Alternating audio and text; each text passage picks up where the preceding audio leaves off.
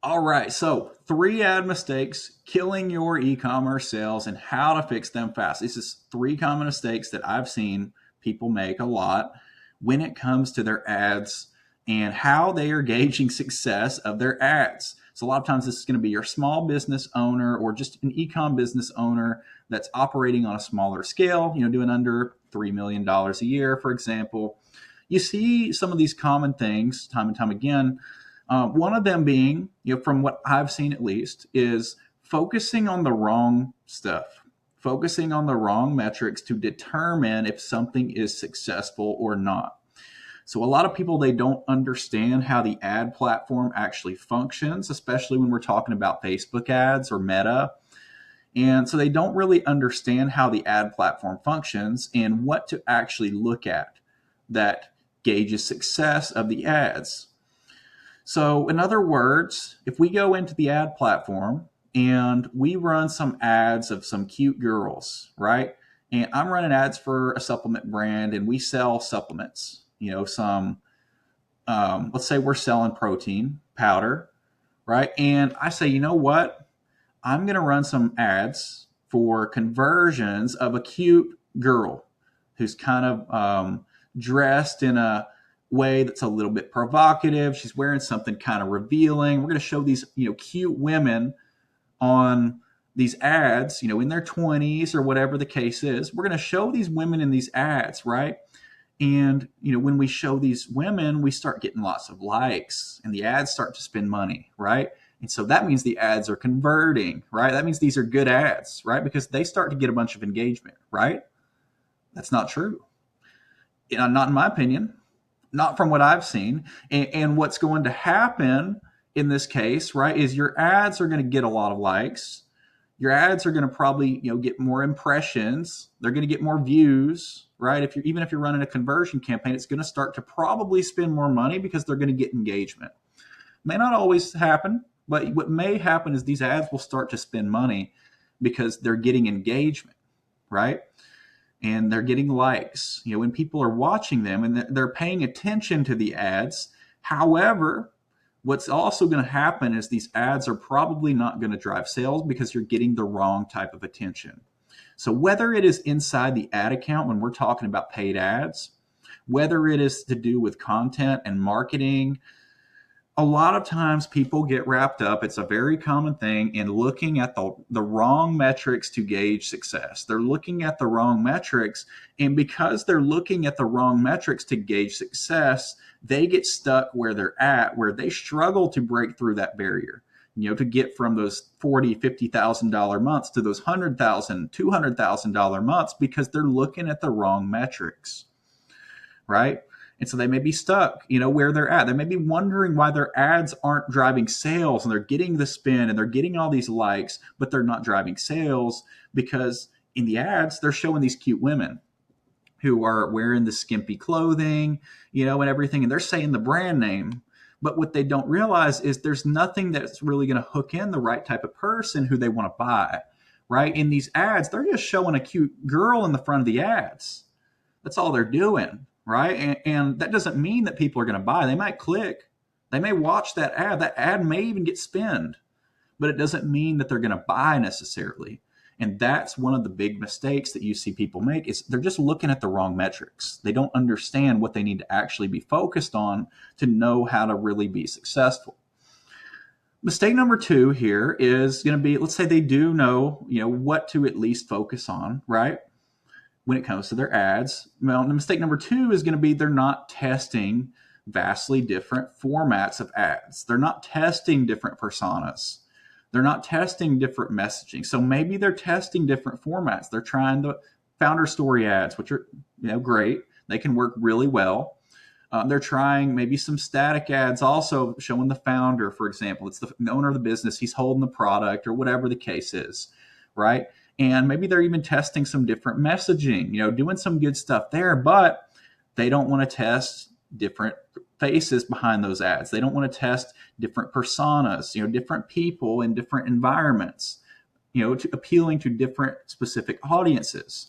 So with this new Facebook update, especially with the Andromeda, really before this was still important, but especially now with this new update, testing different styles of ads, different formats of ads, different people and different faces in the ads, and then different messaging in the ads.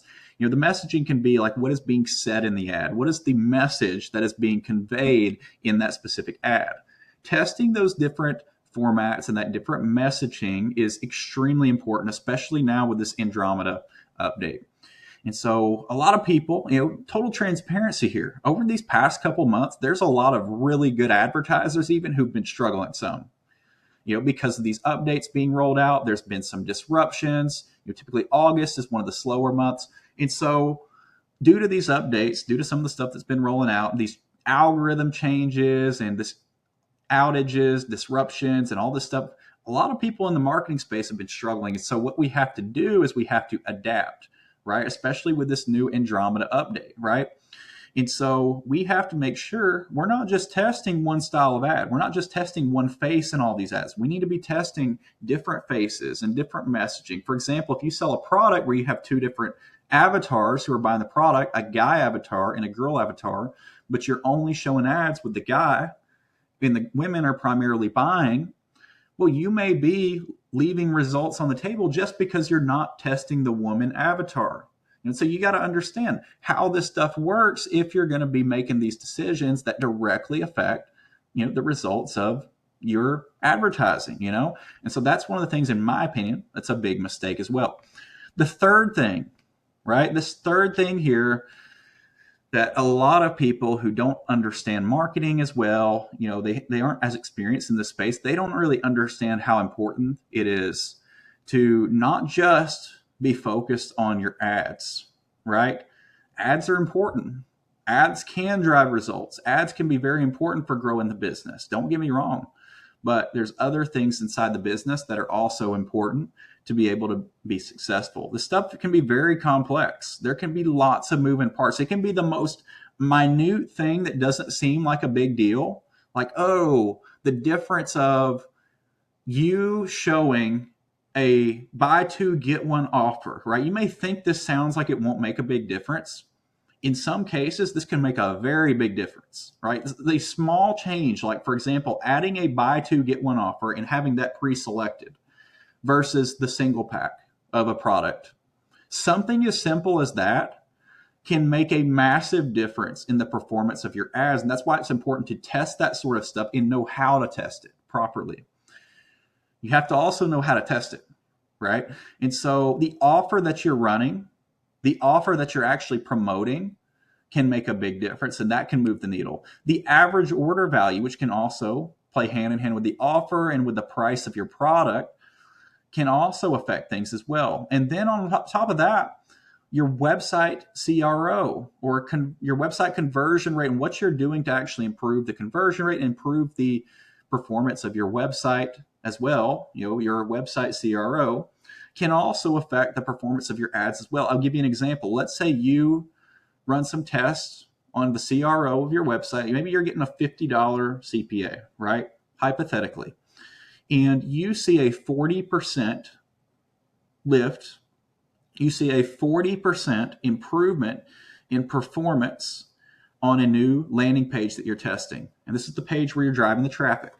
Think about what that can do also for your CPA on Facebook. That can cause a pretty significant improvement in your CPA on Facebook if you get a 40% lift in your revenue per visitor. If you get a 40% lift in your conversion rate or your revenue per visitor, that can make a massive difference to the performance of your ads as well and the overall efficiency of your marketing efforts just to make that change on your website. Some simple changes that may not seem like they can make much of a difference can make a big difference in the efficiency of your ads and how much money you're actually making at the end of the month, because you may have great ads.